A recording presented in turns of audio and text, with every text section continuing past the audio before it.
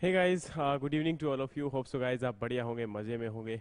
आज आपका MP RIO का एक पेपर जो पुराना है बट डिस्कस करेंगे। देखिए गाइस, पुराने जो प्रीवियस ईयर पेपर होते हैं ना, वो आपके एग्ज़ाम में काफ़ी हेल्प करते हैं, आने वाले एग्ज़ाम्स में भी। तो इसीलिए आप लोगों से एक गुजारिश है कि आप प्रीवियस ईयर एग्ज़ाम जितने भी होते हैं, चाहे वो किसी भी एग्ज़ाम से रिलेटेड हो, उन्हें ज़रूर स्टडी किया करें। जिससे क्या होता है कि तुम्हें एग्ज़ाम देने का एक एक्सपीरियंस मिलता है। ठीक है।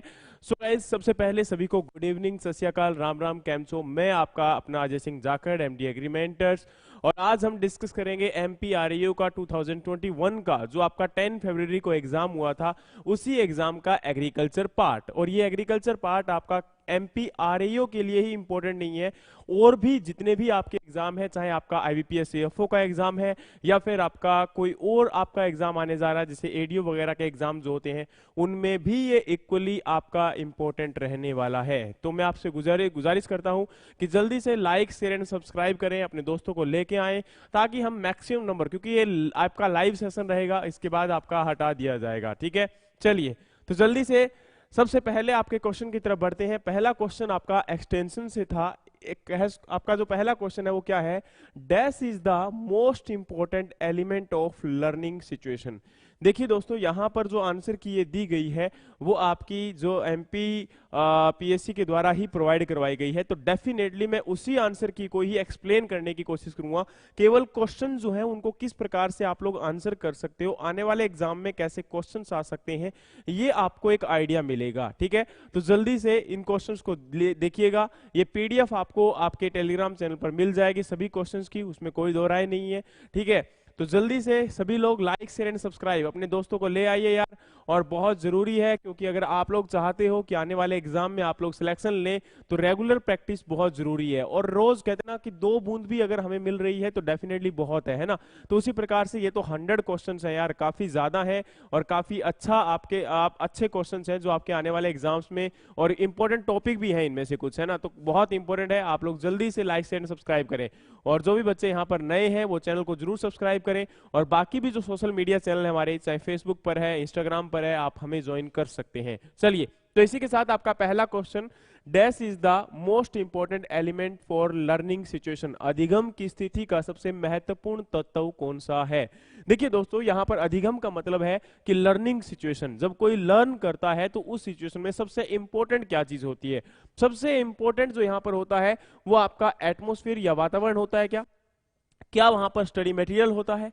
क्या वहां पर आपका टीचर होता है?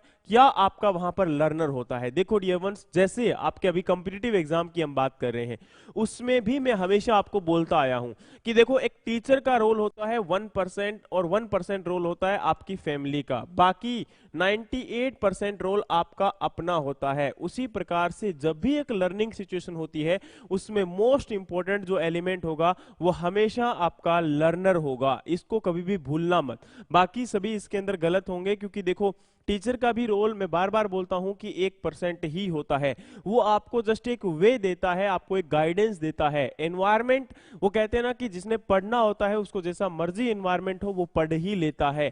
ठीक है, तो ये चीज आपकी बहुत जरूरी है। आपके यहाँ पर एक डेली लाइफ से भी कुछ सीखने को मिला, और आपको रेगुलर भी यहाँ पर कुछ ना कुछ जरूर मिला। ठीक है, तो जल्दी से इस चीज को देखिएगा कि आपका लर्निंग सिचुएशन में सबसे मोस्ट इंपॉर्टेंट क्या होता है? आपका यहाँ पर लर्नर होता है, जो सीखता है वो होता है। उसके बाद अगर हम बात करें तो अगला क्वेश्चन है, which of the following portal is used for online electronic trading of agriculture commodity. आपकी जो ऑनलाइन एग्रीकल्चर कमोडिटीज की ट्रेडिंग होती है उसके लिए कौन सा प्लेटफॉर्म है? तो सब लोग जानते हैं इस प्लेटफॉर्म को, ये आपका यहां पर आप लोगों को पता होगा। हाँ बिल्कुल, देखो ये एमपीआरएयू वाले एग्जाम्स के लिए ही है यार, है ना। जो आपके मानसी वर्मा ने पूछा है कि सर 12 दिसंबर को जो एमपीआरएयू का एग्जाम है, बेटा ये उसी के लिए ही है। इसीलिए मैं इसको एक्सप्लेन करने आया हूं, क्योंकि कई बार क्या होता है, रिपीटेशन ऑफ क्वेश्चंस आपको देखने को मिलता है। उस पर्टिकुलर क्वेश्चन को रिपीट नहीं देखने को मिलेगा तो कहीं ना कहीं आपका और किसी पार्ट से मिल जाएगा, है ना। तो ये चीज बहुत जरूरी है, आप इनको देखा करो। चलिए, तो यहां पर मैंने क्या बोला कि आपका विच of the following portal is used for online electronic trading of agriculture commodities. कृषि मालों के ऑनलाइन इलेक्ट्रॉनिक व्यापार के लिए निम्नलिखित में से किस पोर्टल का उपयोग किया जाता है?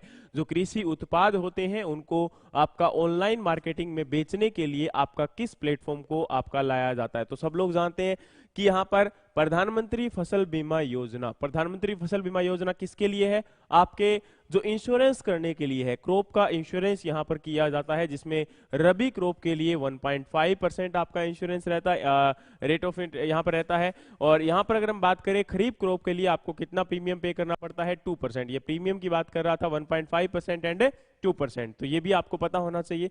उसके बाद आपका जो आपका प्रधानमंत्री कृषि विकास योजना और ये आपका है restructured weather based crop insurance scheme, है ना, तो ये भी आपके लिए यहाँ पर इंपॉर्टेंट है। लेकिन ये आपका वेदर से रिलेटेड है, ये विकास से रिलेटेड है, लेकिन आपका E NAM electronic national agriculture market, ये आपका ई नेम जो पोर्टल है वो यहाँ पर इंपॉर्टेंट है, किसके लिए? इलेक्ट्रॉनिक आपके जो यहाँ पर एग्रीकल्चर प्रोडक्ट हैं उनको जो है इलेक्ट्रॉनिक मार्केटिंग में आपका कहीं ना कहीं इलेक्ट्रॉनिक या फिर कह सकते हो कि ऑनलाइन ट्रेडिंग करने के लिए एग्रीकल्चर प्रोडक्ट का। देखो यहाँ पर क्या होता है कि कई बार कुछ टॉपिक्स काफी इंपॉर्टेंट रहते हैं। अब देखो नेक्स्ट क्वेश्चन यहाँ पर क्या है? Warfarin in is an example of, warfarin जो है वो किसका उदाहरण है? वारफेरिन आपका इंसेक्टिसाइड है, रोडेंटिसाइड है, हर्बिसाइड है या फिर नेमेटिसाइड है? देखो दोस्तों यहाँ पर आपका इंसेक्टिसाइड की बात करें तो कीटनाशी होता है, जो कीटनाशक है ना, और रोडेंटिसाइड का मतलब होता है कृंतनाशी, और आपका हर्बिसाइड का मतलब होता है खरपतवारनाशी, और यहाँ पर रेमेटिसाइड का मतलब होता है सूत्रकृमिनाशी। तो इस चीज को हमें समझना चाहिए कि यहाँ पर रोडेंटिसाइड जो है वो क्या होगा? आपका वारफेरिन जो है वो किसका एग्जांपल है? रोडेंटिसाइड है, क्योंकि रोडेंट्स को किल करने के लिए इसको हम लोग यूज करते हैं। क्या है आपका? रोडेंटिसाइड है। अगला हमारा यहाँ पर है क्वेश्चन नंबर 4। क्वेश्चन नंबर 4 क्या बोलता है? क्वेश्चन को ढंग से पढ़ने की कोशिश करिएगा। In which of the following GIS, GPS और रिमोट सेंसिंग आर यूज्ड? निम्नलिखित में से किसमें जीआईएस, जीपीएस, रिमोट सेंसिंग का उपयोग किया जाता है? देखो यार, मैं इस चीज को बहुत बार आप लोगों को कई बार लाइव सेशंस में समझा चुका हूं कि आपका प्रिसिजन फार्मिंग से क्वेश्चन आना वाजिब है। यहां से क्वेश्चन आपका रेज हो सकता है आने वाले एग्जाम्स में, और बार बार आप लोग देखिए, आपके फरवरी से ये एग्जाम स्टार्ट हुए थे, फरवरी के बाद आपके लगातार जितने भी एग्जाम आ रहे हैं, हर एग्जाम के अंदर आपका प्रिसिजन फार्मिंग से एक ना एक क्वेश्चन किसी ना किसी फॉर्म में पूछा ही गया था। और यहां पर आपका जीआईएस, जीपीएस और रिमोट सेंसिंग जो यूज किया जाता है वो प्रिसिजन एग्रीकल्चर में ही यूज किया जाता है। बहुत बार हमने इस चीज को डिस्कस किया हुआ है। ऑर्गेनिक फार्मिंग या ऑर्गेनिक एग्रीकल्चर क्या होता है? जब आप ऑर्गेनिक प्रोडक्ट्स को यूज करके, जब आप नेचुरल प्रोडक्ट को यूज करके एग्रीकल्चर को प्रोडक्शन करने की कोशिश करते हो, जैसे कि परंपरागत कृषि विकास योजना स्कीम जो आपकी चलाई गई है वो इसी के लिए, ऑर्गेनिक फार्मिंग को प्रमोट करने के लिए चलाई गई है। आज प्रेजेंट टाइम में अगर हम ऑर्गेनिक फार्मिंग में बात करें तो इंडिया की रैंक क्या है? आपका 5th हो चुका है। 9th रैंक से हमारा इंडिया का रैंक कितना आ चुका है? 5th आ चुका है। तो बहुत सारे बच्चों को शायद ये गलतफहमी भी होगी कि सर 9th रैंक है। 9th रैंक का आपका ओल्ड डेटा था, और अभी प्रेजेंट टाइम में ये कौन सा रैंक है? आपका 5th रैंक है। तो इस बात को हमें समझना पड़ेगा।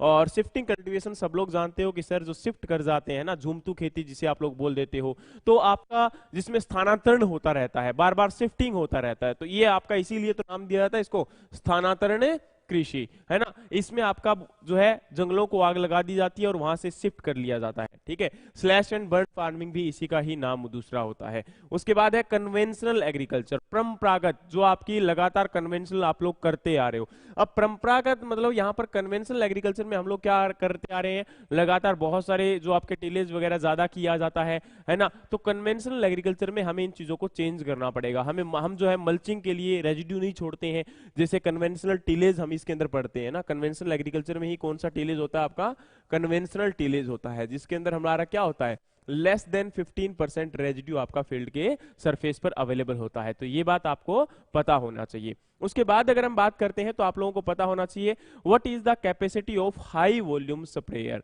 देखो हाई वॉल्यूम स्प्रेयर की अगर हम बात करते हैं तो यहाँ पर हाई वॉल्यूम स्प्रेयर और लो वॉल्यूम स्प्रेयर दोनों से ही क्वेश्चन आपका आया हुआ था। तो इस बात को हमें समझना बहुत जरूरी है कि आपका हाई वॉल्यूम स्प्रेयर और लो वॉल्यूम स्प्रेयर, यानी कि स्प्रेयर से, ये फुट आपका स्प्रेयर से क्वेश्चन आ सकता है ना, रोटरी स्प्रेयर से आपका क्वेश्चन आ सकता है। तो इसको भी जरूर आप लोग देखना, क्योंकि यहाँ पर भी आपका जो है क्वेश्चन आने वाले टाइम में एग्जाम में आ सकता है। तो हाई वॉल्यूम स्प्रेयर आप लोग, क्योंकि ये बहुत बार आप लोगों के साथ डिस्कस कर चुका हूँ, ये क्वेश्चन आपका काफी बार डिस्कस हुआ है ना, कई कई आपके जो क्वेश्चंस की सीरीज लेके आया था उनमें से 3 या 4 बार डेफिनेटली ये स्प्रेयर आपके साथ हो चुका है। तो आपका मोर देन 400 जो लीटर पर हेक्टेयर होता है उसमें आपका अगर हम बात करेंगे तो आपका यहां पर इतना वाटर की रिक्वायरमेंट होगी, किसके अंदर, हाई वॉल्यूम स्प्रेयर के अंदर। जैसे आपका अल्ट्रा लो वॉल्यूम हो जाएगा तो उसमें लेस देन 5 आपका जो है लीटर पर हेक्टेयर आपकी रिक्वायरमेंट होती है, किसके अंदर, अल्ट्रा लो वॉल्यूम स्प्रेयर के अंदर। नेक्स्ट आपका है, देखो ये क्वेश्चन काफी आपका यहां पर जो है देखो ये कोई मतलब टिपिकल नहीं था और बहुत ज्यादा हार्ड भी नहीं था, बस इसमें क्वेश्चन को समझने की रिक्वायरमेंट थी कि क्वेश्चन क्या है। Dash is an important micro nutrient, कौन सा माइक्रो न्यूट्रिएंट इंपॉर्टेंट है। देखो भाई आप सब लोग जानते हो कि जब भी हम न्यूट्रिएंट्स की बात करते हैं तो न्यूट्रिएंट्स में हमारा क्या होता है, आपका जो बेसिक न्यूट्रिएंट है वो हमारे कौन से हैं, आपके 3 हैं।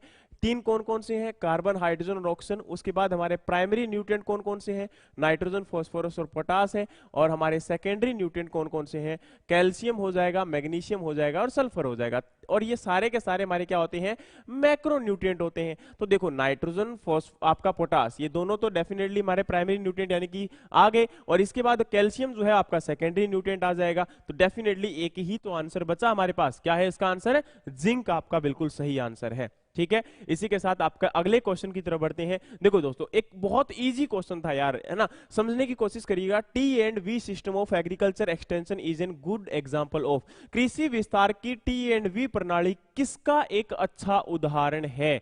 तो टी एंड वी ये टेलीविजन तो है नहीं, क्या है हमारा, ट्रेनिंग एंड विजिट प्रोग्राम, जो कि किसके द्वारा रन किया जा रहा है, आपका आईसीआर के द्वारा। जैसे कि आपका लैब टू लैंड प्रोग्राम है, नेशनल एग्रीकल्चर इनोवेशन प्रोजेक्ट है, नेशनल एग्रीकल्चर टेक्नोलॉजी प्रोजेक्ट है ना, ये सारे के सारे प्रोजेक्ट हमारे आईसीआर ने रिलीज किए हुए हैं ना। तो पूछा गया था किसका गुड एग्जांपल है, आपका इंटीग्रेटेड डेवलपमेंट अप्रोच का है, क्या हो सकता है, एकीकृत विकास उपागम, ठीक है। नेक्स्ट आपका है यहाँ पर कंप्रेशन अप्रोच, यानी कि यहाँ पर संक्षिप्तीकरण उपागम का एग्जांपल है क्या, कोऑपरेटिव सेल्फ हेल्प अप्रोच, यानी कि सहकारी स्व सहायता उपागम है क्या ये, है ना। उपागम का मतलब क्या होता है, अप्रोच, है ना। चलिए नेक्स्ट आपका है एक्सटेंशन अप्रोच है क्या, तो डेफिनेटली यार आपके एक्सटेंशन प्रोग्राम ही तो रन किए जा रहे हैं, है ना। जब भी हम कम्युनिटी डेवलपमेंट प्रोग्राम के बारे में पढ़ते हैं, ट्रेनिंग एंड विजिट प्रोग्राम के बारे में पढ़ते हैं, है ना, ये सारे के सारे क्या है हमारे, ये हमारे एक्सटेंशन के प्रोग्राम है। यानी कि फार्मर्स को जब भी हम एक इनफॉर्मल एजुकेशन प्रोवाइड करवाते हैं, देखो एक फॉर्मल एजुकेशन होता है, एक इनफॉर्मल एजुकेशन होता है, जो आप कॉलेजेस में स्टडी करते हो, स्कूल में स्टडी करते हो, वो आपका क्या है, जिसके अंदर आपको एक डिग्री दी जाती है, आपको एक टेस्ट पास करना होता है, आपको एक जो है रिटन टेस्ट या फिर आपका ऑब्जेक्टिव टेस्ट दिया जाता है, उसमें अगर आप लोग पास हो जाते हो तो डेफिनेटली आप लोग यहां पर क्या हो जाओगे, आपका एक डिग्री आपको मिलेगी। और डिग्री आपको मिलने के बाद आप जो है ऑथेंटिकेटेड हो जाते हो कि आपने ये ग्रेजुएशन, ये डिग्री या फिर ये क्लास आपने पास कर ली है। तो वो आपका फॉर्मल एजुकेशन का पार्ट है। लेकिन जो भी आपका एक्सटेंशन में हम लोग सीखते हैं वो सारा का सारा इनफॉर्मल एजुकेशन होता है ना। तो एक्सटेंशन अगर पूछ ले कभी किस प्रकार का एजुकेशन है, तो extension is a informal education, है ना। क्योंकि इसमें क्या होता है, आप कोई भी पर्सन यहां पर सीख सकता है। जैसे मैं फार्मर हूं, है ना, आप लोग क्या हो, आप लोग एक पर्टिकुलर, जैसे मान के चलिए अभी आप लोगों ने बीएससी एजी किया, आप किसी कंपनी के अंदर हो, है ना, एज ए डायरेक्टर हो, एज ए जोनल मैनेजर हो, या फिर आप एज ए एडीओ सिलेक्ट हो चुके हो। तो आप लोग मेरे पास आए और मैं फार्मर हूं, मुझे आप लोगों ने बताया कि भाई ये काम किया करें, स्प्रे ज्यादा मत डाला करो, आप पेस्टिसाइड ज्यादा मत अप्लाई करें, है ना। आप लोग पेस्टिसाइड ज्यादा अप्लाई करोगे तो ज्यादा नुकसान हो जाएगा। इसके बाद आप लोग कई बार क्या करते हो, जैसे मान के चलिए आप लोगों को नई टेक्नोलॉजी के बारे में पता चल, जैसे अभी ये प्रेजेंट टाइम में आपकी जीरो टिलेज मशीन आ चुकी है ना, तो आपने मुझे आके बताया कि आप जीरो टिलेज मशीन को यूज करो, आप रेजिड्यू को बर्नआउट मत करो। तो आप ये मुझे गाइडेंस दे रहे हैं और वो आपका इनफॉर्मल वे में दे रहे हैं, मुझे यहाँ पर कोई सर्टिफिकेट नहीं मिलेगा। अगर मैं टेक्नोलॉजी आप लोगों से सीख लेता हूं तो मुझे कोई यहाँ पर सर्टिफिकेट या इनाम नहीं मिलने वाला है। डेफिनेटली इनाम दिया जा सकता है, नॉट ए बिग डील, लेकिन सर्टिफिकेट नहीं मिलेगा यहाँ पर। तो ये आपका किस प्रकार का एजुकेशन हुआ, डेफिनेटली एक आपका यहाँ पर इनफॉर्मल एजुकेशन का पार्ट हुआ। ठीक है, तो इस चीज को हमें समझना चाहिए कि क्या चीज होती है। नेक्स्ट अगर हम बात करते हैं तो आपका अगला है, which of the following approach in extension has goat the highest intensity of influence? क्या बोला गया कि इनमें से विच of the following approach in extension has goat the highest intensity of influence? इनमें से किसका विस्तार में निम्नलिखित में से किस उपागम को प्रभाव की उच्चतम तीव्रता मिली है? यानी कि सबसे ज्यादा प्रभावी कौन सा है, सबसे ज्यादा आपका बेस्ट कौन सा कह सकते हो? आपका इंडिविजुअल अप्रोच, कम्युनिटी अप्रोच, मास अप्रोच या ग्रुप अप्रोच? देखो भाई, आप किसी पर्सन के पास जाके अगर पर्सनली आप अटेंड करते हो उसको, तो डेफिनेटली उससे ज्यादा फायदा होता है, और किसी पर्सन को जाकर अगर पर्सनली अटेंड नहीं करते हो तो डेफिनेटली आपका वहां पर है कम फायदा होता है। तो यहां पर इंडिविजुअल अप्रोच जो होती है वो बेस्ट मानी जाती है, ठीक है? तो इस बात को हमें समझना पड़ेगा कि कौन सा इनमें से बेस्ट है। तो आपका इंडिविजुअल अप्रोच जो होता है ना, किसी पर्सन को पर्टिकुलरली आप जाकर सेल्फ यानी कि खुद समझाते हो जाकर, तो वो हमारा इंडिविजुअल अप्रोच का एग्जांपल होता है। तो डेफिनेटली यहां पर यही बिल्कुल सही आंसर है। कम्युनिटी में समझाओगे तो हो सकता है किसी को समझ में आया, किसी को समझ में नहीं आया। मास या फिर ग्रुप पे अप्रोच जब करते हो तो डेफिनेटली हो सकता है किसी को अंडरस्टैंड हुआ कि नहीं हुआ। लेकिन आप इंडिविजुअली अगर किसी को गाइड करते हो तो डेफिनेटली आप पर्सनली अटेंशन दे रहे हो उसके ऊपर, और पर्सनली उसको फाइंड आउट करोगे कि उसकी मेजर प्रॉब्लम्स क्या क्या है। यहां पर ग्रुप के अंदर हो सकता है सभी की मेजर सेम प्रॉब्लम ना हो, तो डेफिनेटली ये आपका गलत तरीके हो सकते हैं, या फिर कह सकते हैं कि एक मतलब इफेक्टिव उतने नहीं है जितना कि एक आपका इंडिविजुअल अप्रोच जितना इफेक्टिव होता है, ठीक है? तो इस बात को हमें समझना पड़ेगा। नेक्स्ट आपका क्वेश्चन यहां पर है, soil erosion control and soil binding can be done effectively bye growing?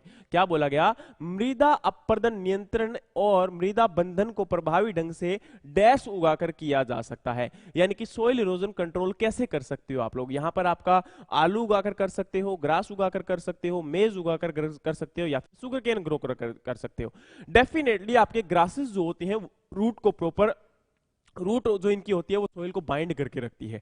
Definitely क्या होगा, अगर ये रूट को आपका रूट जो है सोइल को बाइंड करेगी तो क्या होगा, आपका यहां पर सोइल जो है प्रॉपर्ली वहां पर इरोज नहीं हो पाएगी, डेफिनेटली वो बंध जाएगी उसके साथ। अगर बंध गई तो डेफिनेटली उसका इरोजन जो होगा वो क्या हो जाएगा, कम हो जाएगा। तो इस बात को हमें क्या करना पड़ेगा, समझना पड़ेगा। तो जल्दी से एक चीज मुझे बता दीजिए एक मैसेज करके कि आप लोगों को क्या समझ में आ रहा है, नींद तो नहीं आ रही है ना? अगर समझ में आ रहा है तो एक बार यस लिख दीजिएगा, सो दैट मैं समझ जाऊं कि हाँ आप लोगों को बहुत अच्छे से समझ में आ रहा है। और अगर आपने लाइक शेयर एंड सब्सक्राइब नहीं किया है तो डेफिनेटली करना मत भूलिए, क्योंकि आपको इसी प्रकार से सेशंस जो होंगे वो मिलते रहेंगे। लेकिन एक चीज बहुत इंपॉर्टेंट है, लगातार बने रहिएगा, सेशन आपका लाइव के बाद नहीं मिल पाएगा, केवल लाइव ही ये सेशन आपके लिए अवेलेबल है। तो डेफिनेटली आप लोग सभी यहाँ पर उपलब्ध होना बहुत जरूरी है, प्रेजेंट टाइम अगर होगे तभी मिलेगा, ठीक है? चलिए नेक्स्ट आपका क्वेश्चन यहां पर है, देखो एक चीज और बताना चाहूंगा कि जिन क्रॉप के अंदर आपके, जैसे यहां पर ये दिया गया है, अगर जिनमें ज्यादा वीड ग्रो होते हैं, जिन क्रॉप में ज्यादा आपके वीड ग्रो होते हैं उन क्रॉप को आप लोग क्या बोलते हो? तो याद रखना,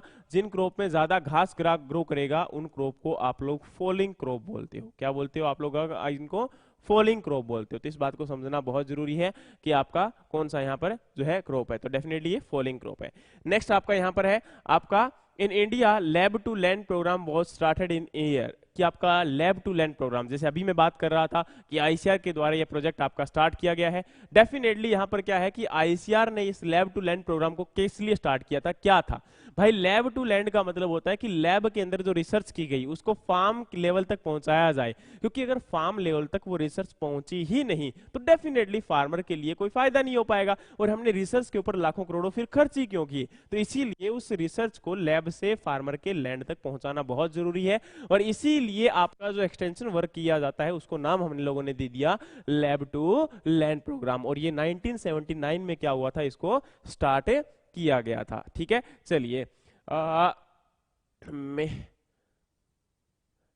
मैथ मेरे भाई, देखो यार एक्चुअल में आप लोगों की मैं समझ सकता हूं, क्योंकि बहुत सारे बच्चे जो होते हैं, क्योंकि एग्रीकल्चर में एक ऐसी मेजर समस्या है जिसमें हमारे पास ना एक स्ट्रॉन्ग पॉइंट एग्रीकल्चर है हमारा, लेकिन वीक पॉइंट उतना ही हमारा मैथमेटिक्स, इंग्लिश, रीजनिंग, ये हमारे क्या है, वीक पॉइंट है। लेकिन देखो डियर, कहते हैं ना कि अगर आप लोग वो कहते हैं ना, स्वामी विवेकानंद से किसी ने पूछा था एक बार कि एक इंसान सब कुछ खो देता है तो सब कुछ खो देने से भी बुरा क्या हो सकता है? तो स्वामी विवेकानंद जी ने बोला था कि एक इंसान के लिए उम्मीद उसकी बहुत बड़ी चीज होती है। वो अगर उम्मीद उसकी जिंदा है तो डेफिनेटली वो सब कुछ पा सकता है जो उसने खोया है उस एक उम्मीद के सहारे पर। तो डेफिनेटली डियर वंस आप लोगों से उम्मीद करता हूं कि आप लोग उस उम्मीद को जिंदा रखें और अपने अंदर रोज सेल्फ डेवलप करें, उसको रोज जो है कोशिश करें कि किस प्रकार से इंप्रूवमेंट किया जा सकता है। अगर आप रेगुलर इस काम को करते हो तो आपसे मैं गारंटी दे सकता हूं कि आप लोग जिंदगी भर उन चीजों को नहीं भूलोगे, है ना। तो उम्मीद रखो और रेगुलरली उसके ऊपर वर्क करो, डेफिनेटली आप लोग एक दिन सक्सेस हो जाओगे, ठीक है। चलिए इसी के साथ हमारा अगले क्वेश्चन की तरफ बढ़ते हैं। अगला क्वेश्चन हमारा क्या है, the hormone which induce and maintain seed dormancy is, कि आपका कौन सा हार्मोन है जो कि यहां पर इंड्यूस करता है और सीड डोरमेंसी को मेंटेन रखता है, यानी कि सीड डोरमेंसी को क्रिएट रखता है, सीड डोरमेंसी को कम नहीं होने देता, ऐसा कौन सा है। डेफिनेटली आपके टोटल 5 हार्मोन होते हैं, कौन कौन से, ऑक्सिन, जिबरलिन, साइटोकाइनिन, इथाइलिन और एब्सिसिक एसिड। इनमें से 3 हमारे ग्रोथ प्रमोटर के नाम से जाने जाते हैं, 2 हमारे ग्रोथ रिटार्डेंट के नाम से जाने जाते हैं। ऑक्सिन, जिबरलिन और साइटोकाइनिन ये हमारे क्या हैं, जो ग्रोथ को प्रमोट करते हैं, लेकिन सीड की डोरमेंसी करने का मतलब है कि ग्रोथ रिटार्ड हो चुकी है, तो बाकी बचे 2, तो 2 में से एक यहां पर आएगा आपका इथिलीन और एक आएगा एब्सिसिक एसिड। इथिलीन जो होता है वो आपका वेजिटेटिव ग्रोथ को रोक देता है और आपका रिप्रोडक्टिव ग्रोथ को प्रमोट करता है, ये बात तुम्हें पता होनी चाहिए, ठीक है। तो यहां पर आपका जो एब्सिसिक एसिड होता है यही एब्सिशन का काम करता है, लीफ को गिराने का काम करता है, आपकी सीड की डोरमेंसी को क्रिएट करने का काम करता है, आपके स्ट्रेस कंडीशन के अंदर प्लांट को बाहर निकालने का काम करता है, इसलिए इसका नाम जो होता है वो स्ट्रेस हार्मोन भी हम बोलते हैं। और आंसर हमारा जो जाएगा वो बिल्कुल सही बात है कि कौन सा जाएगा, एब्सिसिक एसिड ही जाएगा, ठीक है। तो ये बात हमें पता होनी चाहिए, ठीक है।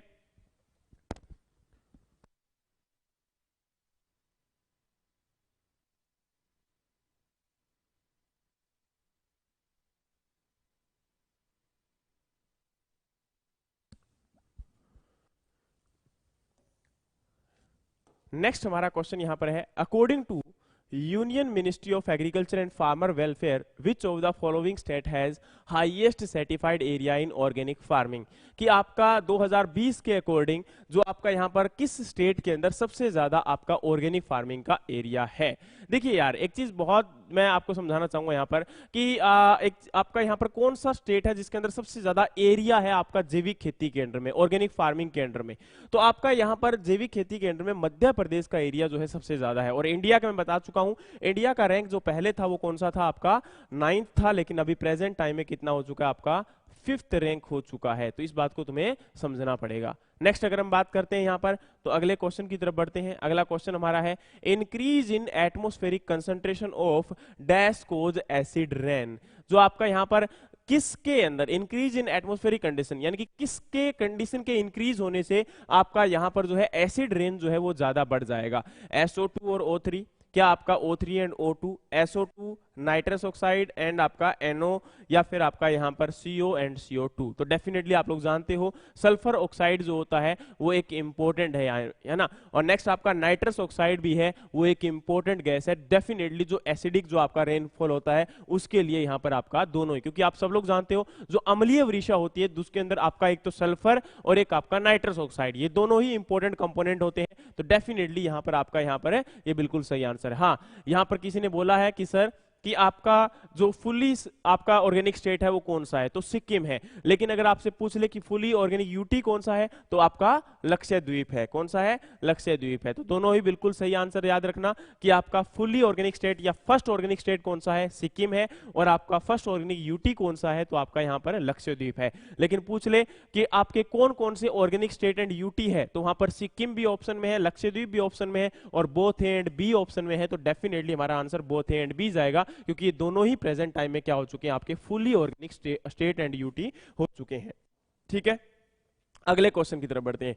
अंडर प्रधानमंत्री फसल बीमा योजना the premium interest paid by farmer for kharif crop is, आप सब लोग जानते हैं बहुत बार डिस्कस हुआ है, खरीफ क्रॉप के लिए 2% है, रबी के लिए 1.5 है, कमर्शियल और हॉर्टिकल्चर के लिए 5% है।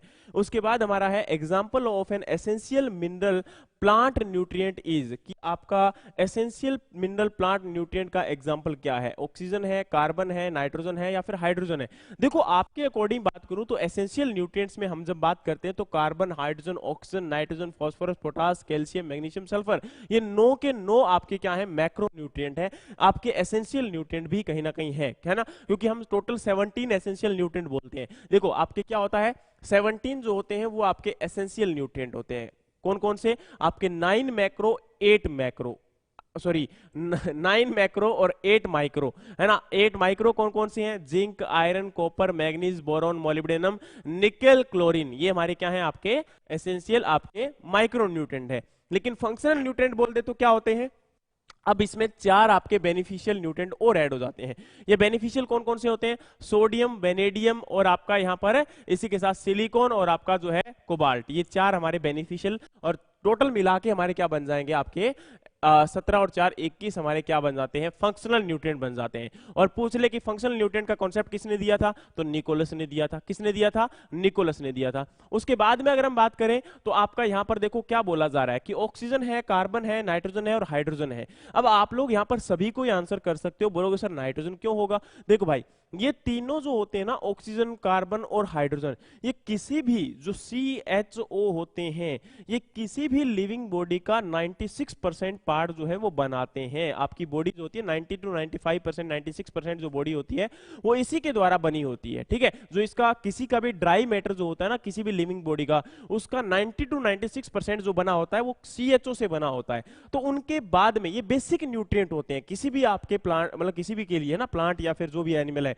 लेकिन बाद में आता नाइट्रोजन। नाइट्रोजन आपका एक एसेंशियल न्यूट्रिएंट है ना, तो इस बात को हमें जरूर याद रखना पड़ेगा। देखो डियर, एक क्वेश्चन था, एक क्वेश्चन से कई चीजें सीखने को मिली, इस प्रकार से पढ़ लिया करो, तो ताकि आपको क्या रहेगा? लंबे टाइम तक याद रहती है वो चीज। रट्टा मत मारो यार, जितना रट्टा मारोगे उतना आप कंफ्यूज होते जाओगे, और टेंशन लेना छोड़ दो। सबसे बड़ी चीज यही होती है, क्योंकि माइंड में जितना प्रेशर रहेगा उतना ही हम लोग कम सीखेंगे, है ना। तो जो चीज सीख रहे हो ना, उसको एक मतलब बिल्कुल फ्री माइंड से होकर सीखो। जितना फ्री माइंड से होकर सीखोगे उतना ही वो ज्यादा माइंड में आएगा। हम ये सोचेंगे यार हमें तो याद होगा ही नहीं, तो डेफिनेटली वो याद नहीं होगा। ये रियलिटी है ना। आप ये सोच रहे हो कि you can do this, definitely you can do it, and if you are thinking that you can not do it, definitely you are right, है ना। दोनों ही सिचुएशन में आप लोग सही होते हो, है ना। तो इस बात को समझना बहुत जरूरी है। अगले क्वेश्चन की तरफ बढ़ते हैं। अगला क्वेश्चन है difference between price paid by consumer and price received by producer for an equivalent quantity of farm produce is often termed as, कि आपका यहां पर जो आपका कंज्यूमर ने एक प्राइस पे किया था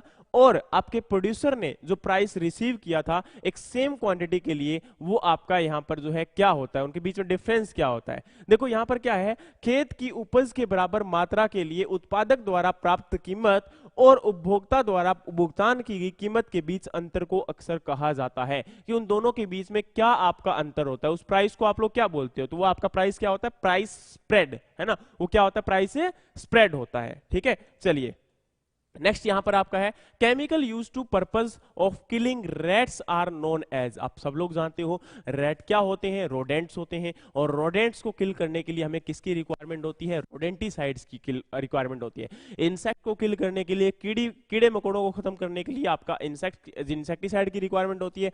फंगस को किल करने के लिए फंगिसाइड की रिक्वायरमेंट होती है। आपके घास फूस यानी कि जो आपके घास है, हर्ब्स है, उनको खत्म करने के लिए हमें हर्बिसाइड की रिक्वायरमेंट होती है। देखो डियर, यहां पर एक्चुअल में अगर हम बात करें तो वीडीसाइड को टर्म नहीं होती है ना एक्चुअल में। आप देखोगे तो क्यों? क्योंकि हर्बिसाइड आपकी टर्म होती है जो किसी भी हर्ब्स को क्या कर सकती हैं? किल कर सकती हैं, उन्हें आप लोग हर्बिसाइड बोलते हो। रोडेंटिसाइड हमारा क्या हो गया? जो आपके केमिकल्स रोडेंट्स को किल करने के लिए हम लोग यूज करते हैं। नेक्स्ट आपका है soil fertility is reduced due to. Soil आपकी जो मिट्टी की उर्वरता खालिस्तान के कारण कम हो जाती है। Imbalance use of fertiliser, ploughing, irrigation, crop rotation. देखो दोस्तों यहां पर आप सब लोग जानते हो प्लोइंग से आपका सोइल का स्ट्रक्चर खराब होता है, जो कि फर्टिलिटी से रिलेटेड नहीं आ रही बात।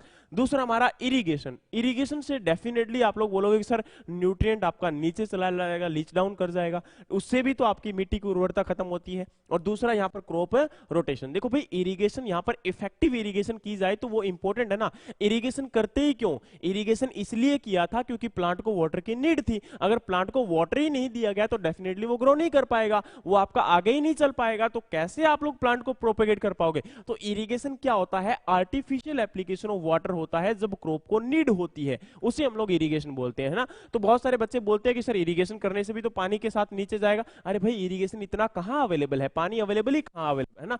आपके केवल आउट ऑफ टोटल एरिया के अकॉर्डिंग 48% एरिया ही अभी तक हमारे इंडिया के अंदर इरिगेटेड है। नेट जो आपका एरिया है उसका 48% एरिया ही इरिगेटेड है। बाकी क्या है, बाकी रेनफेड एरिया है, तो डेफिनेटली वाटर अवेलेबल ही कहां है। उसके बाद हमारा है क्रॉप रोटेशन। भाई क्रॉप रोटेशन से न्यूट्रिएंट ऐड होते हैं, ना कि न्यूट्रिएंट रिमूव होते हैं ना। तो यहां पर मिट्टी की उर्वरता, फर्टिलिटी, फर्टिलिटी का मतलब होता है सोइल के अंदर आपके न्यूट्रिएंट स्टेटस क्या है, सोइल के अंदर उसके अंदर आपके जो आपके न्यूट्रिएंट्स है या आवश्यक तत्व है वो कितने हैं। जितने ज्यादा होंगे उतनी ही फर्टिलिटी ज्यादा होगी। फर्टिलिटी और प्रोडक्टिविटी दो फैक्टर होते हैं। फर्टिलिटी का मतलब होता है केवल न्यूट्रिएंट स्टेटस, और प्रोडक्टिविटी का मतलब होता है कि आपका प्लांट किस आपके कितना प्रोडक्शन दिया पर यूनिट एरिया के अंदर, पर आपके हेक्टेयर के अंदर कितना प्रोडक्शन है, पर आपके एकड़ के अंदर कितना प्रोडक्शन है। वो सारा का सारा हमारा यहां पर क्या होता है, आपका प्रोडक्टिविटी होता है, ना कि फर्टिलिटी होता है। ठीक है, और ये भी याद रखना सारी की सारी फर्टाइल सॉइल प्रोडक्टिव नहीं होती हैं। क्यों? क्योंकि हो सकता है सॉइल फर्टाइल हो लेकिन वहां पर वाटर अवेलेबल ना हो, आपका क्लाइमेट सूटेबल ना हो, तो ऐसी कंडीशन की वजह से प्रोडक्टिविटी कम भी होती है। तो डेफिनेटली सारी की सारी प्रोडक्टिव सॉइल जो होगी वो फर्टाइल होगी। क्यों? क्योंकि प्रोडक्टिव का मतलब है कि जिसने प्रोडक्शन ज्यादा दिया, और प्रोडक्शन ज्यादा देने के लिए सारे के सारे फैक्टर इंपॉर्टेंट होना बहुत जरूरी है। तो डेफिनेटली यहां पर सॉइल का प्रोडक्टिव जो है, सारी की सारी प्रोडक्टिव सॉइल आपकी फर्टाइल होती है, लेकिन सारी की सारी फर्टाइल सॉइल कभी भी आपका प्रोडक्टिव नहीं होता है। ठीक है, चलिए इसी के साथ आपके अगले क्वेश्चन की तरफ बढ़ते हैं। A cross between wheat and dash produced a hybrid called triticale. गेहूं और खालिस्तान के मध्य में एक संकरण ने ट्राइटिकेल नाम एक हाइब्रिड का क्या किया था, उत्पादन किया था। वो किसके साथ था? आप सब लोग जानते हो ये ट्रिटिकम एस्टिवम और सिकल सीरियल है ना, जो हमारा यहाँ पर राई होता है। डेफिनेटली उन दोनों के बीच में क्या था, ये क्रॉस था, है ना। तो यहाँ पर आपका व्हीट और राई के बीच में ये क्रॉस था, और ये क्रॉस आपको याद होने ही चाहिए। नेक्स्ट आपका वाटर शेड क्या होता है। देखो भाई, वाटर शेड क्या है, वाटर शेड मैनेजमेंट क्या है, दोनों टर्म समझना बहुत जरूरी है। और आप लोग एक काम करिए, कभी भी जनवरी के अंदर एक मैंने वाटर शेड के ऊपर वीडियो बनाया हुआ है, आई थिंक सो ये जनवरी या फिर 31 दिसंबर 2020 भी हो सकता है, मतलब समथिंग वहां पर 2 या 3 दिन के अंदर एक वीडियो बनाया है वाटर शेड के ऊपर। उस समय मैंने बोला था कि आने वाले एग्जाम्स के लिए वाटर शेड एक इंपॉर्टेंट टॉपिक होने वाला है। वहां पर मैंने ये पहले ही बताया था, और आप लगातार देख सकते हैं कि पिछले कई एग्जाम्स में वाटर शेड से क्वेश्चन आपके रेगुलर आ रहे हैं, है ना। तो यहां पर वाटर शेड के रिलेटेड एक क्वेश्चन नहीं है, 2 से 3 क्वेश्चन आपके आए हुए हैं, पूछे गए हैं। तो प्लीज इन टॉपिक्स को पढ़ना स्टार्ट करो। मैं ये नहीं कहता हूं कि कोई मुझे बता के जाता है कि भाई ये टॉपिक एग्जाम में आएगा। बस क्या होता है कि एग्जाम को लगातार कंटिन्यू देते रहने से या एग्जाम को अंडरस्टैंड करने से एक आइडिया हो जाता है कि डेफिनेटली यहां से एग्जाम में क्वेश्चन आ सकता है। उसी आइडिया के बिहाफ पर हम आप लोगों को गाइड कर देते हैं कि ये टॉपिक इंपॉर्टेंट हो सकते हैं। आप उन इंपॉर्टेंट टॉपिक्स को अगर पढ़ते हो तो डेफिनेटली उनमें से कुछ क्वेश्चंस आपके आ जाते होते हैं ना। तो इससे देखो भाई, किसी का ये नहीं है कि हम मतलब आपको बोले पढ़े ही पढ़े, आप मत पढ़िए, कोई दिक्कत नहीं है, लेकिन अगर आपको लगता है कि इंपॉर्टेंट है तो जरूर पढ़कर जाइएगा, और बहुत इंपॉर्टेंट भी है ना। तो यहां पर पढ़ने की कोशिश करते हैं कि वाटर शेड क्या होता है। देखो, जहां पर सारा का सारा वाटर कलेक्ट होता है, कोई भी आपका एक ऐसा एरिया जहां पर वाटर कलेक्टेड है और वहां पर बहुत सारी जगह से पानी आपका इकट्ठा होकर एक जगह पर कलेक्ट हो रहा है, वो सारा का सारा क्या है, वाटर शेड है। और वाटर शेड मैनेजमेंट का मतलब होता है कि कोई भी एक ऐसा एरिया जहां पर वाटर अवेलेबल है, उसके सराउंडिंग में जो इकोसिस्टम उसका प्रेजेंट है उसको मैनेज करना, वो हमारा क्या होता है, वाटर शेड मैनेजमेंट होता है। वाटर शेड मैनेजमेंट के अंदर वाटर हार्वेस्टिंग एक छोटी सी क्या होती है, आपकी प्रॉपर्टी होती है, मतलब छोटा सा पार्ट होता है, क्योंकि water harvesting just means only to collect the water. But अगर हम बात करते हैं वाटर शेड मैनेजमेंट, तो वहां पर वाटर को कलेक्ट भी करना है, और उसके सराउंडिंग में जो इकोसिस्टम है, जो लिविंग बींग्स या नॉन लिविंग थिंग्स है, उनको भी मैनेज करने को भी आप लोग क्या बोलते हो, वाटर शेड मैनेजमेंट बोलते हो। तो ये बात तुम्हें पता होनी चाहिए, क्योंकि वहां पर सोइल भी आएगी, वहां पर आपका एनवायरमेंट भी आएगा, वहां पर आपका वाटर भी आएगा। हर प्रकार के फैक्टर को हमें क्या करना है, हर प्रकार के नेचुरल रिसोर्स को हमें क्या करना है, प्रोटेक्ट करना है। वही हमारा क्या होता है, वाटर शेड मैनेजमेंट होता है। ठीक है, चलिए अगला हमारा है nitrogen fixer found in rice field and associated with azolla. देखो, आप लोग अच्छे से जानते हो कि यहां पर सिम्बायोटिक नाइट्रोजन फिक्सेशन की जब हम बात करते हैं तो सब लोग जानते हैं कि राइजोबियम एक इंपॉर्टेंट आपका क्या होता है, यहां पर माइक्रो ऑर्गेनिज्म होता है जो कि सिम्बायोटिक नाइट्रोजन फिक्सेशन करने का काम करता है।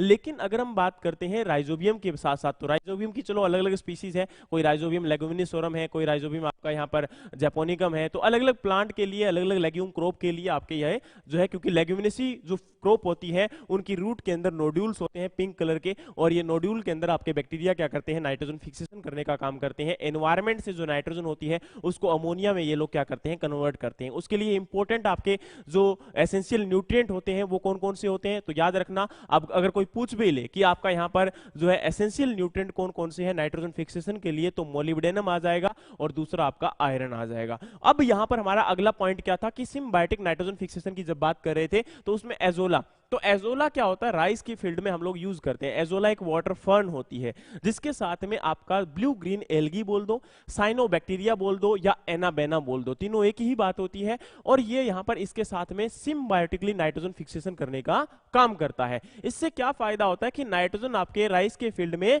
आपका एडअप हो जाता है और हमें एक्स्ट्रा जो सिंथेटिक फर्टिलाइजर होते हैं वो कम अप्लाई करने हैं पड़ते हैं। इसी ही हम क्या बोलते हैं, आपका यहां पर है जो है आपका नाइट्रोजन फिक्सेशन या symbiotic nitrogen fixation of azolla with the आप ब्लू ग्रीन एल्गा, साइनोबैक्टीरिया और एनाबेना। ठीक है, ये चीज हमें पता होनी चाहिए ताकि हम आने वाले एग्जाम्स में अगर क्वेश्चन यहां से आ जाता है तो हम इसका आंसर आराम से कर सकें। अगला हमारे यहां पर क्वेश्चन आता है, which of the following is the full form of आत्मा, ATMA। तो एग्रीकल्चर टेक्नोलॉजी मैनेजमेंट एजेंसी है ना, तो यहां पर क्या है, एग्रीकल्चर टेक्नोलॉजी मैनेजमेंट एजेंसी। ये बिल्कुल राइट आंसर है क्योंकि आत्मा क्या है, आपका एक्सटेंशन लेवल प्रोग्राम है जो कि डिस्ट्रिक्ट लेवल पर रन इसको किया जाता है। डेफिनेटली ये बहुत इंपॉर्टेंट प्रोग्राम है और इसके अंदर में आपका एक्सटेंशन के माध्यम से आज हर डिस्ट्रिक्ट के अंदर जो है कोशिश की जा रही है कि ज्यादा से ज्यादा मैक्सिमम जो है फार्मर्स को नई टेक्नोलॉजी और नई जो आपकी इनोवेशन है उनके बारे में गाइड किया जा सके। अगला हमारा यहां पर क्वेश्चन आता है, which of the following is the first step in genetic improvement of plant species. कि आपका प्लांट स्पीसीज को इंप्रूवमेंट करने के लिए, उसके अंदर जेनेटिक इंप्रूवमेंट करने के लिए हमें किस चीज की सबसे पहले रिक्वायरमेंट होती है, पहला स्टेप कौन सा होता है। देखो, germplasm collection, domestication, selection, hybridisation. देखो डोमेस्टिकेशन का मतलब क्या होता है, डोमेस्टिकेशन का मतलब होता है कि कोई भी वाइल्ड स्पीसीज है उसको ह्यूमन मैनेजमेंट के अंडर में लेके आना। तो जब तक कोई चीज ह्यूमन मैनेजमेंट के अंडर में नहीं आएगी तब तक उसके अंदर इंप्रूवमेंट नहीं कर सकते। तो डेफिनेटली हमें इस बात को जानना बहुत जरूरी है कि वो हमारा क्या होगा, ह्यूमन मैनेजमेंट के अंडर में लेके आया जाएगा। और ह्यूमन मैनेजमेंट में लेके आने की प्रोसेस को हम लोग क्या बोल देते हैं, डोमेस्टिकेशन बोल देते हैं। तो ये हमारा क्या होगा, बिल्कुल राइट आंसर होगा। ठीक है, चलिए देखो डियर, क्वेश्चन यहां पर प्रेजेंट है लेकिन क्वेश्चन का आंसर कैसे करना है और आने वाले एग्जाम में हम क्या कर सकते हैं, उसके साथ में एसोसिएटेड पार्ट कौन से है जिसको हम याद रख सकते हैं, उसी के लिए मैं आप लोगों की ये सेशन लेके आया हूं। क्योंकि देखो क्वेश्चन का आंसर देना कोई बड़ी बात नहीं है, सभी लोग क्वेश्चन का आंसर लेके बैठे हुए हैं। आप लोगों के पास भी ये पेपर था, किसी न किसी के पास, हर पर्सन के पास ये पेपर है, लेकिन पेपर को समझना बहुत जरूरी होता है। कई बार बच्चे क्या बोलते हैं कि सर केवल क्वेश्चन का आंसर बता दो, तो बेटा टेलीग्राम चैनल हमारा अवेलेबल है, वहां पर केवल हमारे क्वेश्चन के आंसर पड़े हुए हैं। अगर आपको क्वेश्चन का आंसर ही देखना था तो डेफिनेटली वो बहुत अच्छी चीज थी। आने वाले देखो ये चीज बहुत जरूरी होती है यार, क्वेश्चन को समझना, उसके ऑप्शन को समझना, ताकि आंसर कैसे किया जा सकता है। आप सोच के देखिए, अभी 24 नंबर क्वेश्चन पे मैं पहुंचा हूं, ठीक है, और आपका पौना घंटा यानी कि 45 मिनट हो चुकी हैं और 45 मिनट में हमने केवल 22 क्वेश्चन, यानी कि एक क्वेश्चन के ऊपर हमने 2 मिनट स्पेंड अप्रोक्सीमेटली किया हुआ है। टोटल अगर हम बात करते तो 100 क्वेश्चन है। तो इस बात को समझिए क्योंकि बहुत जरूरी है। आप लोग इस टाइम को, इस कीमत को नहीं समझते हो, लेकिन आपको समझना चाहिए। जब तक इस बात को नहीं समझोगे आप लोग बेवकूफ बनाए जाते रहोगे। हम लोग आपको वन नाइट नोट्स के नाम पर बेवकूफ बनाते रहेंगे और आप लोगों के आईडी पासवर्ड लेते रहेंगे और आपके रिजल्ट छापते रहेंगे कि हाँ ये रिजल्ट हमारे हैं और हमने इनको सिलेक्शन दिया था। बस यही होता है और कुछ नहीं है।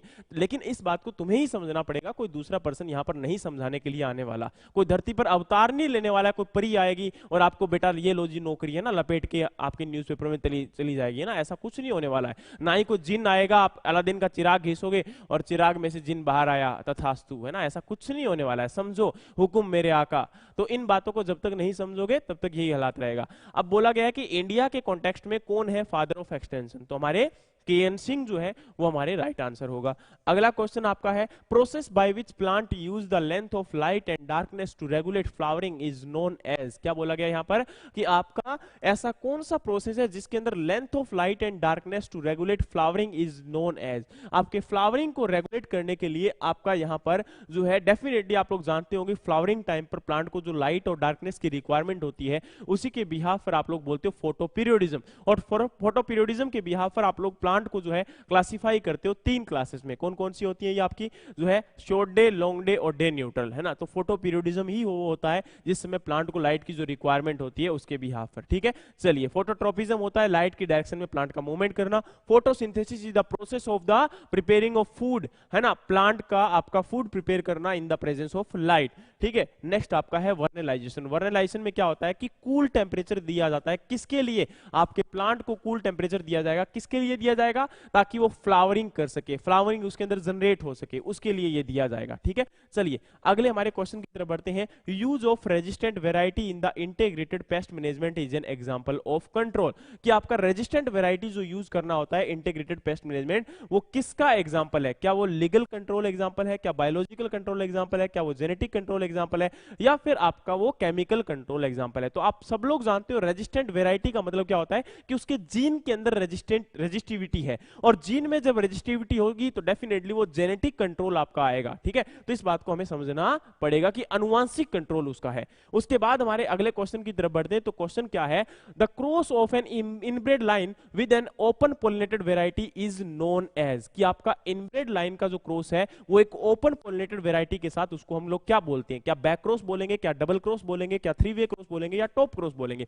तो आप सब लोग जानते हो कि जब एक ओपन पोलिनेटेड वेराइटी के साथ कोई इनब्रेड लाइन को क्रॉस करवाया जाता है, that is an top cross. और अगला हमारा क्वेश्चन यहां पर है, which of the following is the method of mass communication. Mass communication मतलब निम्नलिखित में से कौन सी जनसंचार की विधि है। जनसंचार को पता कैसे लगेगा भाई, टेलीविजन आपका है, न्यूज़पेपर आपका है, ये सारी की सारी क्या है, मास कम्युनिकेशन, की लोगों को एक साथ में पता लगना। सभी को न्यूज़पेपर आ जाएगा तो सभी के पास न्यूज़पेपर जाने वाला है, एक गांव गांव में घर घर में न्यूज़पेपर आजकल जा रहा है ना, तो डेफिनेटली सभी को क्या हो जाएगा, पता लग जाएगा। टेलीविजन क्या करता है, टेलीविजन मास कम्युनिकेशन का ही एक बेटर एग्जांपल है ना। रेडियो क्या है, मास कम्युनिकेशन का एग्जांपल है। तो ग्रुप डिस्कशन, ग्रुप डिस्कशन, जो लोग ग्रुप डिस्कशन में इन्वॉल्व है केवल उन्हीं का फायदा हो रहा है, केवल उन्हीं को ये बात पता चल रही है। उसके बाद डेमोस्ट्रेशन, डेमोस्ट्रेशन जो वहां पर डेमोस्ट्रेशन में इन्वॉल्व है उन्हीं लोगों को पता चलेगा कि ये कैसे हुआ था, उसके अलावा कोई भी इस चीज को नहीं जान पाएगा। फार्म विजिट, यानी कि जिस फार्म को जो पर्सन विजिट कर रहा है उसी को उसके बारे में पता चलेगा, दूसरे पर्सन को नहीं पता चलेगा।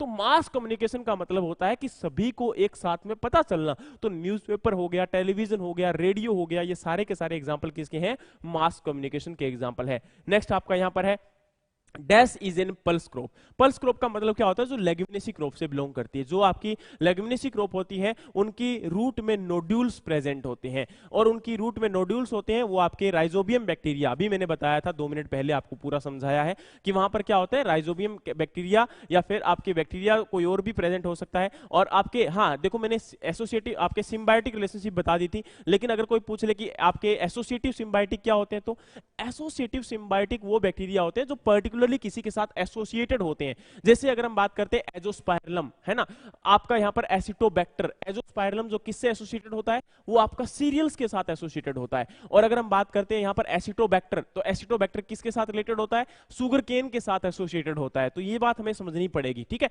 उसके बाद अगर हम बात करें तो राजमा, देखो राजमा या फ्रेंच बीन कुछ भी बोलो, और राजमा या फ्रेंच बीन एक ऐसी लेग्यूमिनस क्रॉप है जो कि नाइट्रोजन फिक्सेशन नहीं करती है। एकमात्र लेग्यूम ऐसी क्रॉप है जो कि नाइट्रोजन फिक्सेशन नहीं करती है। कई बार क्वेश्चन भी आ जाता है कि कौन सी ऐसी लेग्यूम क्रॉप है जो कि नाइट्रोजन फिक्सेशन नहीं करेगी, तो आंसर हमारा क्या जाएगा, राजमा जाएगा या फ्रेंच बीन जाएगा, ठीक है, फेसियोलस वल्गेरिस जाएगा, ठीक है। चलिए अगले हमारे क्वेश्चन की तरफ बढ़ते हैं। Dash in example of plantation crop. Plantation crop कौन कौन सी होती है, तो टी, कॉफी, रबर, कोकोनट, ये हमारी सारी की सारी क्या है, प्लांटेशन क्रॉप है। तो इनमें से एग्जांपल देखो भाई, डेफिनेटली टी ही पहला ही आंसर आपका हो जाएगा। पिजन पी ये क्या है, लेग्यूमिनस क्रॉप है आपकी। राइस क्या है, ये सीरियल क्रॉप है आपकी, और इंडिया की स्टेपल फूड क्रॉप है आपकी। मेज क्या है, मेज आपका यहां पर अगर हम बात करें तो कोरस सीरियल क्रॉप है, और डेफिनेटली आपको जानना पड़ेगा मेज का ओरिजिन क्या है, आपका मैक्सिको है। तो इनके बारे में जब भी देखो क्वेश्चन को पढ़ रहे हो तो एक दो रिलेटेड पॉइंट हर एक ऑप्शन के बारे में देख लिया करो, जान लिया करो, जिससे क्या होगा वो लॉन्ग टर्म तक आपको याद रहेगा। इसीलिए क्वेश्चन पढ़ने का फायदा होता है। कई बार आपने सुना भी होगा कि कोई टीचर जो है यहाँ पर जब आपको बताता है, कोई टीचर समझाता है आपको, तो आप लोगों को हमेशा बोलता है कि खुद पढ़कर देखना, क्वेश्चन को पढ़कर देखना। कई बार अगर आप लोग टेस्ट दे देते हो, है ना, कई बच्चे जो है टेस्ट दे देते हैं, टेस्ट देने के बाद क्या होता है, वो बच्चे सोचते हैं कि यार मतलब अब टेस्ट को पढ़ना क्या है। तो देखो टेस्ट को पढ़ना बहुत जरूरी होता है, उस क्वेश्चन को समझना बहुत जरूरी होता है, उसके ऑप्शन को समझना बहुत जरूरी होता है, ठीक है। चलिए आरआरबी एसओ का एनालिसिस बेटा ऑलरेडी हो चुका है, जाकर चेक तो करिए यूट्यूब के ऊपर, आपका आरआरबी एसओ का एनालिसिस हम लोग कर चुके हैं, तो डेफिनेटली आप लोग वहां देख सकते हैं बेटा। चलिए नेक्स्ट अगर हम बात करें तो विच of the following is not correct, इनमें से कौन सा करेक्ट नहीं है, निम्नलिखित में से कौन सा सही नहीं है। नेवर परचेज विदाउट बिल, बिल्कुल सही है कि बिल के बिना हमें कुछ भी परचेज नहीं करना चाहिए। दूसरा, purchase pesticide well packed in container, कि आपका जो पेस्टिसाइड है वो वेल पैक्ड होना चाहिए, बिल्कुल सही बात है। गलत बात क्या है भाई? Purchase pesticide in bulk for whole season, एक पूरे सीजन के लिए हमें पेस्टिसाइड पहले ही बल्क में ले लेना चाहिए। भाई कैसी बात हुई? बहुत गलत बात हुई। क्यों? क्योंकि हो सकता है पेस्टिसाइड की रिक्वायरमेंट ही आपको ना हो। पेस्टिसाइड हम अगर ज्यादा अप्लाई करेंगे तो ऑलरेडी एनवायरमेंट खराब हो रहा है, तो हम पेस्टिसाइड अगर ले भी लेंगे और काम नहीं आया तो हमारा पैसा ज्यादा लग गया, इनपुट कॉस्ट में ज्यादा खर्चा आ गया, तो ये हमारा गलत बात है। और नेक्स्ट है purchase pesticide only from registered pesticide dealer having valid licence, definitely जिसके पास वैलिड लाइसेंस है उसी से ही परचेज करना चाहिए।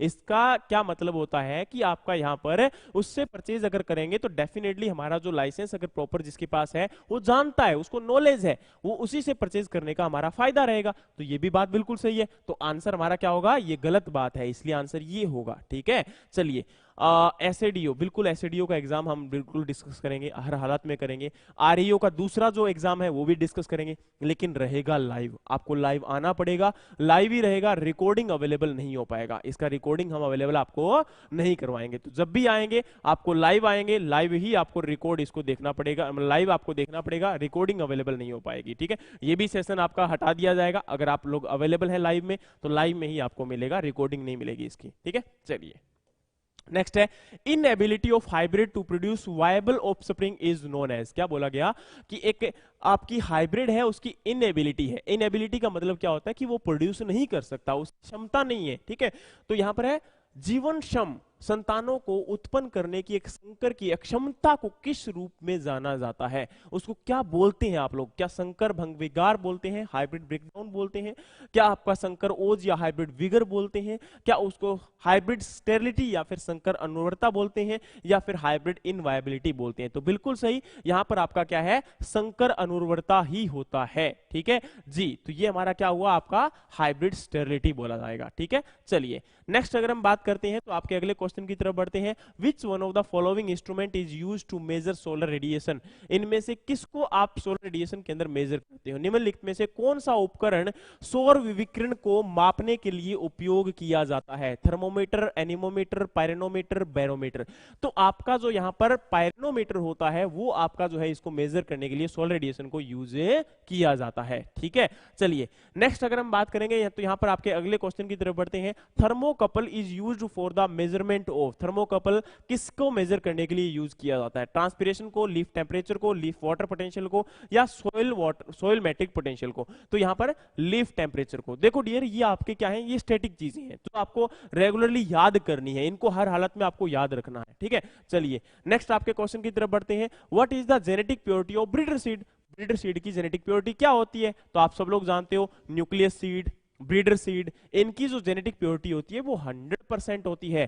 ठीक है, और अगर हम बात करें यहां पर तो आपका, मैंने क्या बोला कि आपका ब्रीडर सीड और न्यूक्लियस सीड की प्योरिटी 100% होती है। उसके बाद आपका फाउंडेशन सीड अगर आ जाए तो फाउंडेशन सीड की कितनी होती है?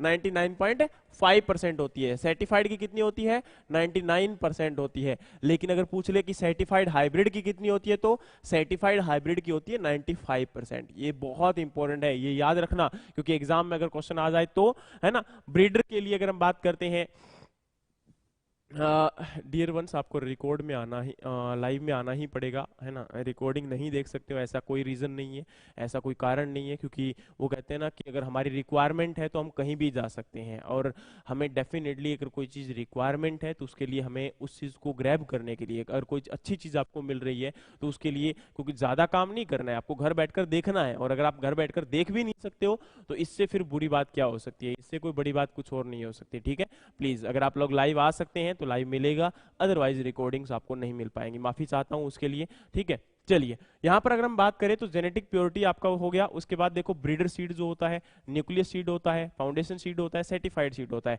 इंडिया के अंदर आपके यहां पर क्या होते हैं? आपके 4 क्लासेस होती है, एनबीएफसी। तो एनबीएफसी का मतलब क्या है? नॉन बैंकिंग फाइनेंशियल कंपनी नहीं, है ना। Nucleus seed, breeder seed, foundation seed and certified seed. ठीक है, चलिए। तो न्यूक्लियस सीड की आपकी प्योरिटी हो गई, लेकिन इसका कोई भी कलर टैग नहीं होता, ना ही इसके कलर टैग का साइज होता है। लेकिन आपके ब्रीडर सीड का कलर टैग होता है गोल्डन येलो, और इसका कलर टैग का साइज होता है 12 इंटू 6 सेंटीमीटर, और इसके कलर टैग का साइज होता है 15 इंटू 7.5 सेंटीमीटर, और इसका जो यहाँ पर अगर हम बात करें तो कलर टैग होता है व्हाइट, है ना आपका। और इसकी बात अगर हम बात करें तो सर्टिफाइड जो आपका होता है यहाँ पर, तो उसका भी सेम साइज होता है 15.7.5 सेंटीमीटर, और आपका जो इसका कलर टैग होता है वो होता है अजार ब्लू कलर का। तो इस चीज को भी आप लोग याद रखना यहाँ पर, ठीक है। चलिए, नेक्स्ट है आपका यहाँ पर अगर बात करते हैं अगले क्वेश्चन की तरफ। अगला क्वेश्चन है, in India cultivation of durum wheat is primarily confined to. Bharat में ड्यूरम जो गेहूं है कि मुख्य खेती मुख्य रूप से कहां तक सीमित है? आसाम, उत्तर प्रदेश, मध्य प्रदेश, बिहार। देखो, मेजर जो एरिया है ड्यूरम व्हीट का वो मध्य प्रदेश, राजस्थान, इन एरिया में ज्यादा ग्रो करवाया जाता है। तो यहाँ पर आंसर हमारा क्या होगा? मध्य प्रदेश होगा, बिल्कुल सही, ठीक है। चलिए अगले क्वेश्चन की तरफ बढ़ते हैं। विच of the following is the apex body of agricultural market? देखो यहाँ पर एपेक्स बॉडी कौन सी है एग्रीकल्चर मार्केट की? आईसीआर नहीं, आईसीआर एक एपेक्स ऑर्गेनाइजेशन है जो कि एग्रीकल्चर में रिसर्चेस के लिए उनके लिए वर्क करती है। नेक्स्ट आपका है एपिडा। एपिडा क्या करता है? ये आपके agriculture processed export development authority, यानी कि एक्सपोर्ट करने के लिए, ऑर्गेनिक प्रोडक्शन करने के लिए, है ना, तो उनके लिए भी ये है। नेक्स्ट आपका आत्मा, तो आपका आत्मा बता चुका हूं। नेफेड बच चुका है। नेफेड हमारी क्या है? डेफिनेटली ये आपकी यहाँ पर है जो है एपेक्स बॉडी है एग्रीकल्चर के लिए। रिचो कुमारी ने क्वेश्चन पूछा कि सर ये तो फिजिकल प्योरिटी है। बेटा फिजिकल प्योरिटी हर एक सीड की अलग अलग होती है ना, फिजिकल प्योरिटी हर एक की अलग अलग होगी। यहाँ पर आपका ये जो होती है वो जेनेटिक प्योरिटी होती है, समझा करो इन बातों को, ठीक है। ये जेनेटिक प्योरिटी है, ये फिजिकल प्योरिटी नहीं है, ठीक है। चलिए अगले हमारे क्वेश्चन में आ सकते हैं हम यहाँ पर। अगला क्वेश्चन आपका है, which of the following is a flowering hormone? कौन सा फ्लावरिंग हार्मोन है? क्या आपका यहाँ पर जिबरलिन है, क्या फ्लोरिजन है, क्या इथाइलिन है, क्या साइटोकाइनिन है? तो आप सब लोग जानते हो फ्लोरिजन जो होता है वो एक फ्लावरिंग हार्मोन ही होता है, ठीक है। चलिए इसी के साथ अगर हम बात करें तो आपके अगले क्वेश्चन की तरफ बढ़ते हैं।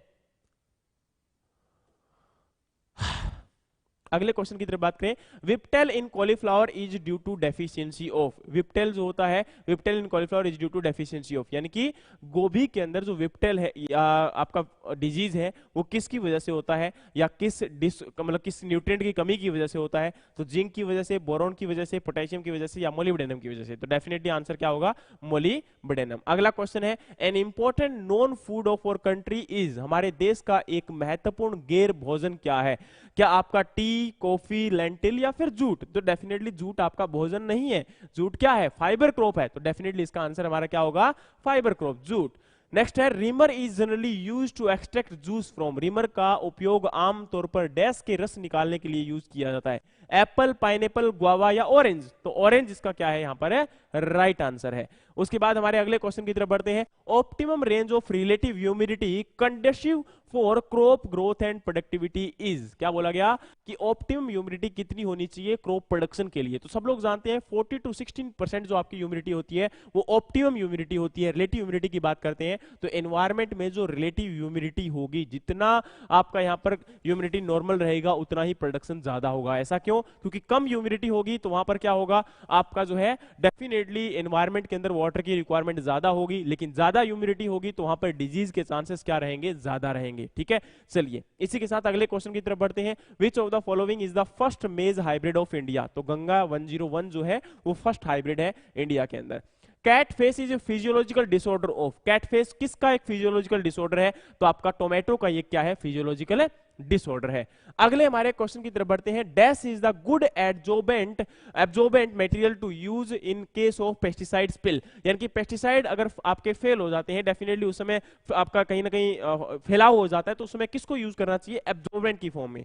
तो यहां पर आपका सैंड जो होगा वो क्या होगा? बेस्ट एज ए एब्जॉर्बेंट की फॉर्म में यूज किया जाएगा। अगला हमारा क्वेश्चन है, the world trade organisation was formed in the year. आपका WTO का कब हुआ? तो ये वर्ल्ड ट्रेड ऑर्गेनाइजेशन आप लोग जानते हो कि वर्ल्ड के अंदर जो ट्रेड है, ट्रेडिंग को मेंटेन करने के लिए एक ऑर्गेनाइजेशन है, उसको हम लोग बोलते हैं WTO। WTO एग्जिस्टेंस में आया था 1995 में, ठीक है। अगले क्वेश्चन की तरफ बढ़ते हैं। Dash ATP molecules are produced through aerobic respiration on an oxidation of 1 molecule of glucose.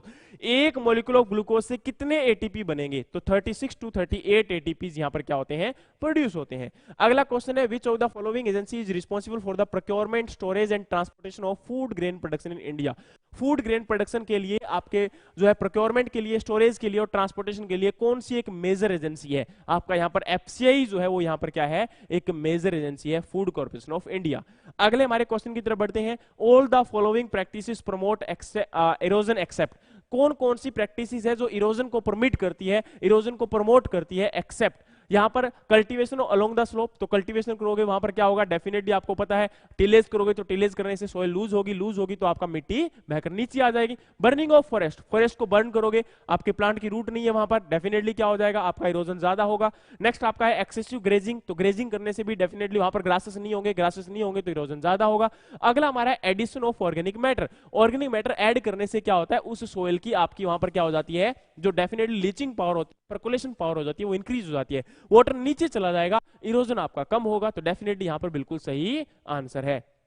अगला क्वेश्चन है, which of the following principle is not applicable in farm management, farm management में कौन सा आपका यहां पर लॉ जो है वो एप्लीकेबल नहीं है? Law of substitution, law of opportunity cost, law of equity margin return या लॉ ऑफ पॉपुलेशन? तो लॉ ऑफ पॉपुलेशन यहां पर क्या है आपका, ये जनसंख्या का नियम जो है फार्म मैनेजमेंट से रिलेटेड नहीं होता है। ठीक है डियर वंस, तो ये हमारे क्या थे 50 क्वेश्चन, टोटल 100 क्वेश्चन है ना। तो जितना टाइम हमारे पास अवेलेबल था उसी के अकॉर्डिंग सारे के सारे क्वेश्चन आपको प्रोवाइड करवाने का काम किया गया। होप सो ये आपको समझ में आए होंगे। नेक्स्ट पार्ट आपका अगले दिन हम आपको कल शाम को 8:30 बजे 8:30 पर लाइव आएंगे और लाइव ही आपको पूरा का पूरा सेशन मिलेगा, रिकॉर्डेड फॉर्म में फिर नहीं मिलेगा। तो डेफिनेटली जो भी लोग इस सेशन को देखना चाहते हैं वो जल्दी से जल्दी जो है इस चैनल को सब्सक्राइब कर लीजिए, ताकि आपको कल नोटिफिकेशन, आपका जो बेल आइकन है वो भी दबा दीजिए, ताकि आपको कल नोटिफिकेशन मिल जाए कि हाँ आपका क्लास होने वाला है।